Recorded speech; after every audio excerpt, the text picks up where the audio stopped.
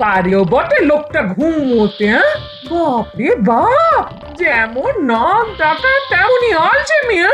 সুজি মামা কখন উঠে এখন হাই তুলছে, আর এই লোকটা ঘুমোচ্ছে তো ঘুমোচ্ছে, হ্যাঁ? আহ, বিরক্ত করো না, দেখছো না বিশ্রাম করছি। মাথা ঠিক রাখার জন্য ঘুম খুবই দরকারি, বুঝলে? কি গো, গোপালের গিন্নি আজ জল আনতে যাবে না? এরপর গেলে তো মাথার চাঁদি ফেটে যাবে। চলো চলো, কত দূরে যেতে হবে মনে আছে তো? বল, শুনছ তো? মাথার চাঁদি ফাটিয়ে সেই কত দূর যেতে হবে, হ্যাঁ? আচ্ছা বলি, তোমার শরীরে কি কোনো দয়া মায়া নেই, হ্যাঁ? বউ সেই কোন দূর থেকে জল মাথায় করে নিয়ে আসবে, আর তুমি নাকে তেল দিয়ে ঘুমোবে, হ্যাঁ? তোমার নিশ্চয়ই কুম্ভকর্ণের বংশের জন্ম, তাই না? হ্যাঁ, ওই কুম্ভকর্ণ আমার মামাতো শালার পিসতুতো ভাই। এই শোনো, তোমার সঙ্গে কথা বলার কোনো ইচ্ছেই আমার নেই। তোমার বাক্কিবার মহারাজকে গিয়ে শুনিও।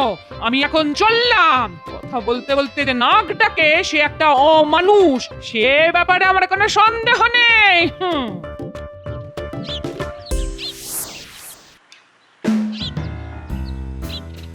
কি গো গোপালের গিন্নি, আজ এত দেরি হলো? আর বলো না গো, ঘরে কুম্ভকর্ণকে রেখে কি আর বার হওয়া যায়, হ্যাঁ? সে কি নাক ডাকারে বাবা, সিংহ শুনলে ভয় পেয়ে যাবে। হ্যাঁ, সকালের দিকে তো কাক পক্ষী ভুল করেও আমাদের বাড়ির আশপাশ এড়িয়ে যায়। হ্যাঁ, কি ঘুম কি ঘুম। গো, জল আনতে যাচ্ছ? আমিও যাচ্ছি। চলো চলো চলো, একসঙ্গে যাই। আজ বড্ড দেরি হয়ে গেল। আসলে বাপের বাড়ি থেকে অনেক লোক এসেছে, তাদের সকালের খাওয়া খাইয়া এখন সময় পেলাম জল আনার। চলো চলো চলো, আজ খুব দেরি হয়ে গেল গো। হ্যাঁ রে, তোর খোপায় ওটা কি রে? কে দিল রে? নিশ্চয়ই হারান। তোকে লাগছেও খুব সুন্দর দেখতে। অত সুন্দর চুলে মানাবে না। ও গোপালের গিন্নি, এবার তোমার কর্তাকে বলো একটার উপর কাঁটা দিতে, মানাবে খুব। আমার কথা তো বিয়ের পর থেকে আমার দিকে ফিরেও তাকান, আর তিনি দেবেন রূপর কাঁটা। হ্যাঁ? কি বলবো আর তোমাদের, ওরকম হাড় কেটে লোক আমি জীবনে দুটো দেখিনি বাবা। হ্যাঁ,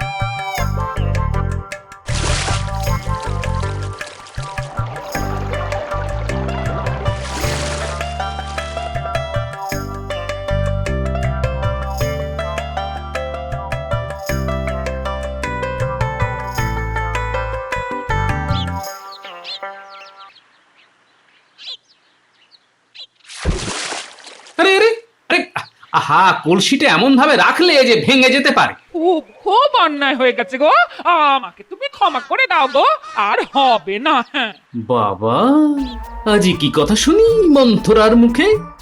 এই রোদে জল নিয়ে এসে কোথায় মুখ ঝামটা মারবে তা নয়, উল্টে মিষ্টি করে কথা বলছে। না না, ক্ষমা চাওয়ার কি আছে? তুমি কি আর ইচ্ছে করে করেছো? ভারী তো একটা মাটির হাড়ি, তার জন্য এত করে বলার কোনো দরকার নেই গিন্নি। মাটি বলে কি কোনো দাম নেই? হ্যাঁ, আজকাল মাটির দামও সোনার কাছাকাছি। হ্যাঁ, এই দেখো, আমি কি জানি না কত কষ্ট করে তুমি সংসার চালাও। হ্যাঁ, হুম, না না না না, নির্ঘাত কোনো ধান্দা আছে। ঠিক আছে, তুমি ডালে ডালে গেলে আমিও পাতায় পাতায় চলি। বলে ফেলো ধান্দাটা শুনি। ভাগ্যিস আমার ঘুমটা ভাঙিয়ে দিলে, নইলে যে কি কাণ্ড হতো। এমনিতেই রাজসভায় যেতে রোজ দেরি হয়ে যায়, আজ তো যেতেই পারতাম না। যা দেরি করে ঘুম থেকে উঠলাম, বাপরে বাপ। আজ হারানের বউয়ের চুলে দেখলাম একটা ভারী সুন্দর রূপোর কাঁটা। এই আমাকে একটা কিনে দেবে গো? হ্যাঁ, কাঁটা? রূপোর কাঁটা? হারানের বউয়ের চুলে? আমাকে আমাকে একটু জল দেবে গিন্নি? বুকটা না কেমন যেন ধরপড় ধরপড় করছে, শরীরটা খারাপ লাগছে। বৈদ্যকে একটু ডাকবে নাকি গো? যতদিন না আমার চুলের উপর কাঁটা ওঠে ততদিন আমি এই বাড়ির জলস্পর্শ করব না, এই আমি বলে রাখলাম। হ্যাঁ,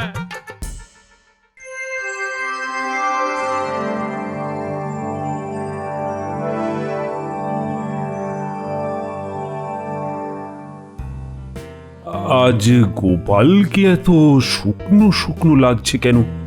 বাড়িতে কি কোনো অশান্তি হয়েছে? মহারাজ, গোপালের খাবার যা চাহিদা তা মেটাতে গেলে প্রত্যেক সংসারেই অশান্তি লাগবে। মহারাজ, আমি স্বীকার করছি আমার পেটটা একটু বড়। তার জন্য কি আমি দায়ী মহারাজ? ভুল বললে গোপাল, তোমার একটা পেট নয়, কম করে 10টা পেট ওই জ্বালাটার মধ্যে ঢুকে আছে। না না না, তুমি এভাবে কাউকে অপমান করতে পারো না মন্ত্রী। গোপাল খেতে পারে, তার জন্য দায়ী নিশ্চয়ই ও নয়। মহারাজ, মন্ত্রী মশাই জানেন না যে আমাকে কত কষ্ট করে খান 12টা পেট চালাতে হয়। তুমি কি লঙ্গরখানা খুলেছো নাকি? না, ঠিক তা নয় মহারাজ। আমার নিজের 10টা পেট, আমার গিন্নির একটা পেট, আর ওই নাতি নাতনি নিয়ে মোট 12 থেকে 14টা পেটের ভাতের জোগাড় করতে হয় মহারাজ। কি করে করি তা কেউ কল্পনাতেও আনতে পারবে না মহারাজ। তুমি কটা পেট চালাও তা জেনে মহারাজের কি লাভ? হ্যাঁ, তুমি কি মহারাজের কাছে তোমার মাসোহারা বাড়াতে আর্জি জানাচ্ছ নাকি? করতেই হবে না। অন্তত মহারাজকে আমি অনুরোধ করব তিনি যেন তোমার ওই আর্জি মেনে না নেন।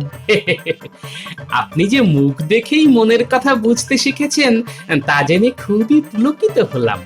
মহারাজের যদি মন্ত্রীকে এখন থেকে বাইরে একটা বসার জায়গা করে দেন, তাহলে ওই মানুষের ভাগ্য গণনা করে মনে হয় একটু বাড়তি রোজগার হয় মহারাজ।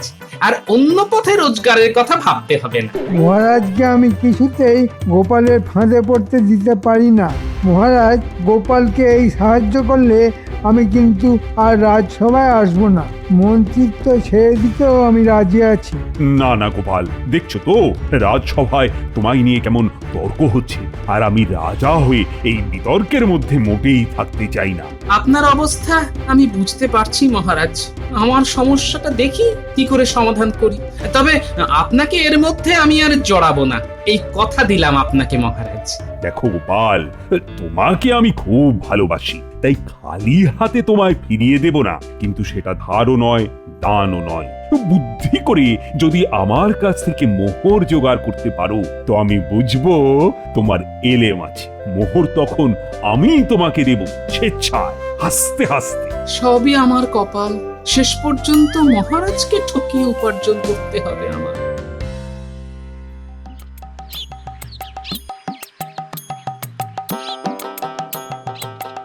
দাদু দাদু দাদু, চলো না, আজ আমার পুতুলের বিয়ে। চলো চলো চলো, দেখে আসবে চলো। কি বললি? তোদের পুতুলের বিয়ে? তা বর এসে গেছে? না, এখনো আসেনি, একটু পরেই আসবে। চলো না চলো না, দেখে আসবে। হ্যাঁ হ্যাঁ, চল চল চল চল চল। তা কোণে কে সাজালো?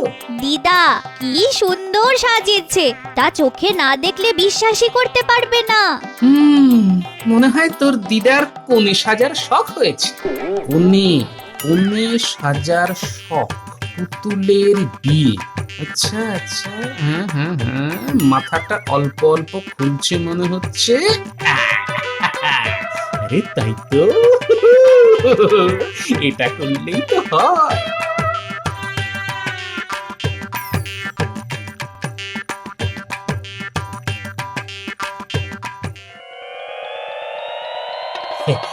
বাহ, কি সুন্দর তোর দিদা কোণে সাজিয়েছে রে, খুব সুন্দর, একেবারে যেন দিদাই।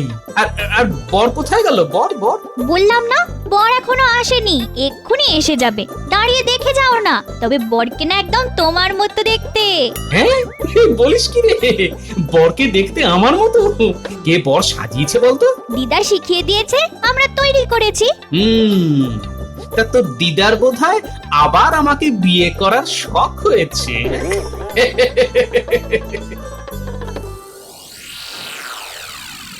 বুঝলে বউ, আজ গোপাল মহারাজের কাছে মোহর ধার চাইতে এসেছিল। আমি মহারাজকে বলে তা বাতিল করিয়ে দিয়েছি। বেশ করেছো, একটা হাড় কেঁপো লোক, তার এত খরচ কিসের? বউকে তো একটা ভালো শাড়িও কিনে দেয় না। গয়নাগাটির কথা তো বাদই দিলাম, তাহলে এত মোহর ওর লাগে কি করে?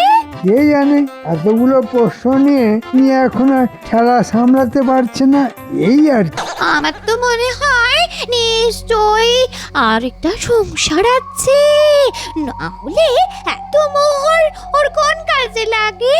তা ঠিক কথাই বলেছো, দেখতে হবে ওর আলাদা কোনো সংসার আছে কিনা।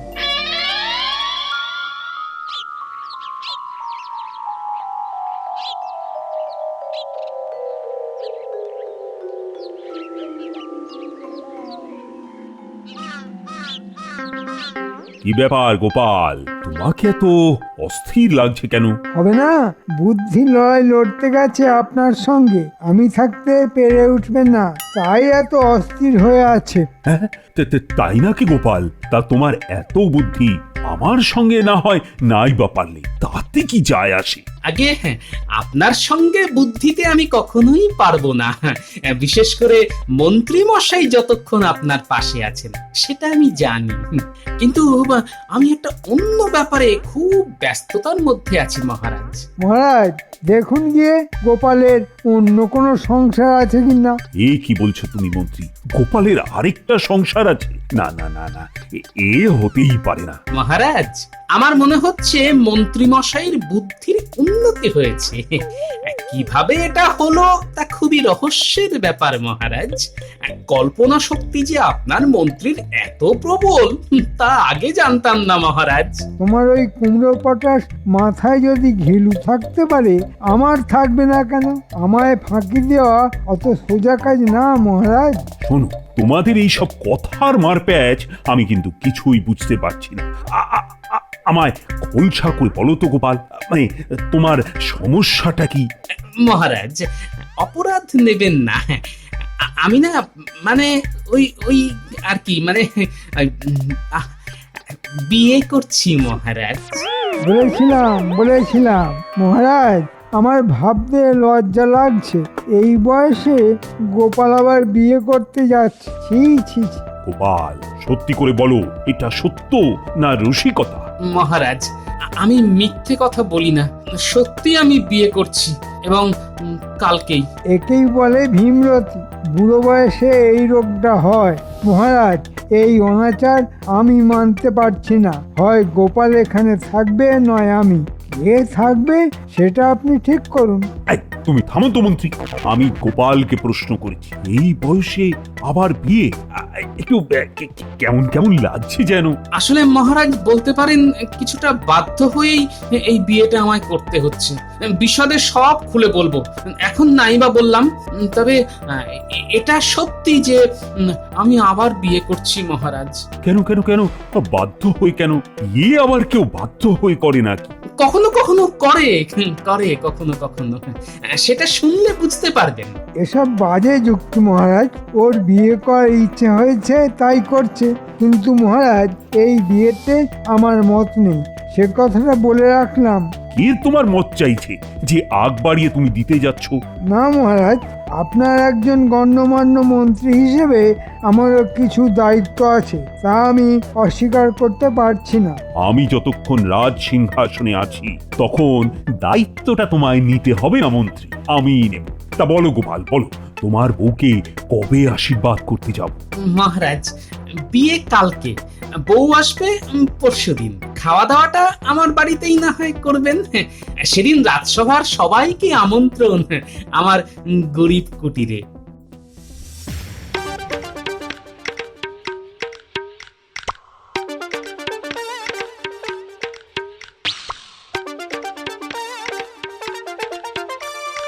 আরে গোপাল যে, শোনো শোনো শোনো, এদিকে এসো এদিকে এসো। শোনো, মাছ কিনতে গেলে না আমার কাছ থেকেই কিনতে হবে, বুঝেছো?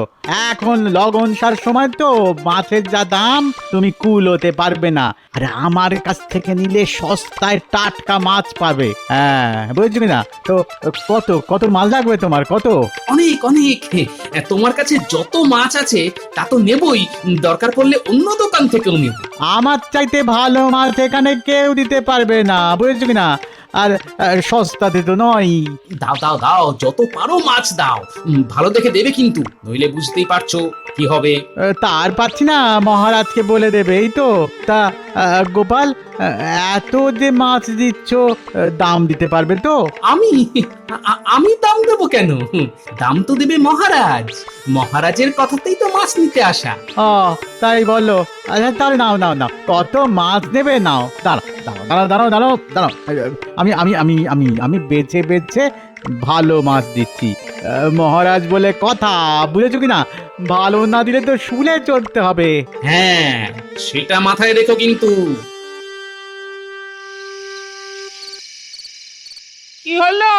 বলি আমার রূপোর কাঁটা কোথায়? আরে হবে হবে, আমি যখন কোনো কথা দিই তার কখনো খেলাপ করি না গিন্নি। রূপোর কাঁটা তুমি পাবেই, কিন্তু একটা শর্তে, তোমাকে মৌনব্রত পালন করতে হবে। মৌনব্রত পালন করব আমি? কেন, কি দায় পড়েছে আমার? না করলে কিন্তু রূপোর কাঁটা পাবে না। আমি সেই দোকানে গেছিলাম যেখান থেকে হারানের বউ রূপোর কাঁটা কিনেছে। ও বাবা, সেই দোকানদার যেমন তেমন নয়, সবাইকে কাঁটা বিক্রি করেই না। আগে তাকে দেখবে রূপোর কাঁটা কিনে তার মধ্যে কোনো অহংকার প্রকাশ পাচ্ছে কিনা। যদি একবারও সেটা দেখতে পায় তবে কাঁটা বিক্রি করবে না। হ্যাঁ, এমন তার নিয়ম। সে আসছে, তুমি ভালো শাড়ি পরে তার সামনে একদম চুপ করে থাকবে, বুঝেছো? না, কিছুতেই বুঝতে পারলাম না। রূপোর কাঁটার জন্য আমি সব মেনে চলবো, হ্যাঁ, তবে তাতে যদি না পাই তবে তোমার একদিন কি আমার একদিন। হ্যাঁ হ্যাঁ, সেটা মনে রেখে যা বললাম তা অক্ষরে অক্ষরে মেনে চলবে, কেমন?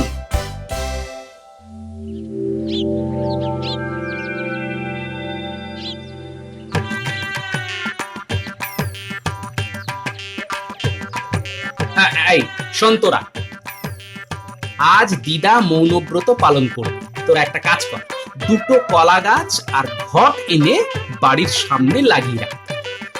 ওটা দিলে দিদার পুণ্যি হবে। এই গুলটে ন্যাপলা, যা তাড়াতাড়ি দুটো কলা গাছ এনে ঘট সাজিয়ে বাড়ির বাইরে রেখে দে তো।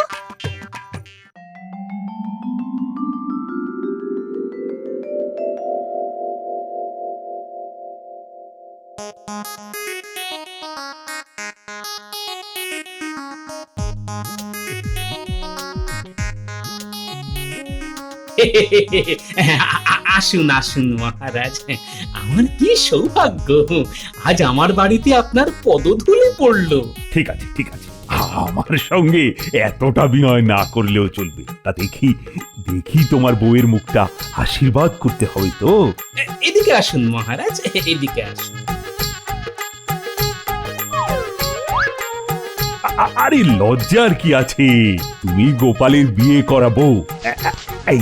এই নাও 100 সোনার মোহর, আমার তরফ থেকে এই উপহার দিয়ে তোমায় আশীর্বাদ করলাম। কি হচ্ছে কিছুই তো বুঝতে পারছি না। হ্যাঁ যাক বাবা, সোনার মোহর দিয়ে একটা রূপোর কাঁটা হবে না? নিশ্চয়ই হবে, নিশ্চয়ই হবে। গোপাল, তোমার বউকে বলো ঘোমটা সরাতে। এই মুখটা তো দেখি একবার। এবার মুখটা দেখাও বউ, স্বয়ং মহারাজ তোমার মুখ দেখতে চাইছেন। এবার ঘোমটাটা সরাও। কি গোপাল, এ তো তোমার পুরনো বউ, কিন্তু তুমি যে বললে আবার বিয়ে করেছো। মহারাজকে ডেকে নে, তুমি কি আমাদের সঙ্গে মস্করা করছো? মহারাজ, এর একটা বিহিত হওয়া দরকার। গোপাল, এটা তুমি কি করলে? আরে লজ্জায় যে আমার মাথাটা হেঁট হয়ে গেল। কেন মহারাজ, আপনার মাথা হেঁট হবে কেন? আমি তো আপনাকে বলেছিলাম আমি বিয়ে করছি। একবারও তো ভুলিনি পাত্রীটিকে। আপনিই বলেছিলেন বুদ্ধিতে আপনাকে পরাজিত করতে পারলে আমার প্রয়োজনের তুলনায় বেশি মোহর পাবো। আপনি মহান, নিজেই স্বীকার করুন।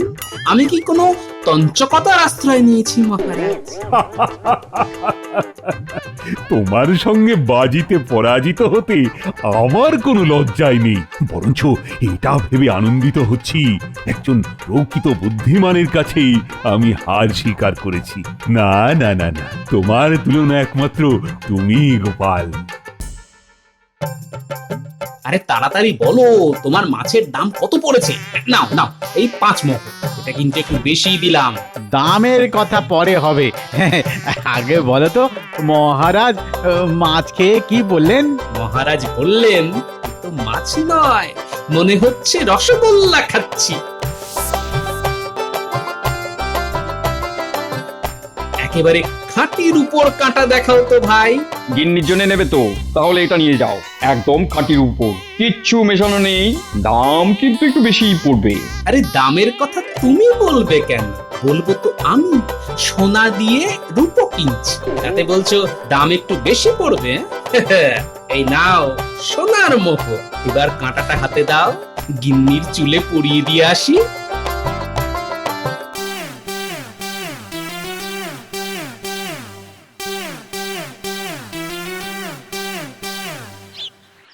গিন্নি, অগিন্নি, অগিন্নি বলি গেলে কোথায়? এই দেখো দেখো কি এনেছি দেখো।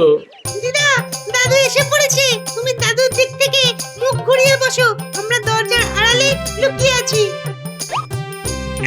তোমার জন্য দেখো রূপোর কাঁটা নিয়ে এসেছি, তুলে দেবে না? ও, তোমার ইচ্ছে হয়েছে আমি পরিয়ে দিই, তা দেবো না কেন? এই দিলাম খোপায় খাঁটি রূপোর কাঁটা পরিয়ে। দাদু আমরাও আছি, এই দেখো না, আমরা দুটো মালা নিয়ে এসেছি। এবার দিদা তুমি দাদুর দিকে তাকাও, আর দাদু তোমার দিকে। এই নাও মালা, দুজন দুজনকে পরিয়ে দাও। শুভ দৃষ্টি থেকে মালা বদল সব করতে হবে। রূপোর কাঁটা দিয়ে দাদু দিদার বিয়ে। দাদু বলল বুড়ি আমার মুখ পুরি, দিদা বলল বর তুমি কি আমার পর?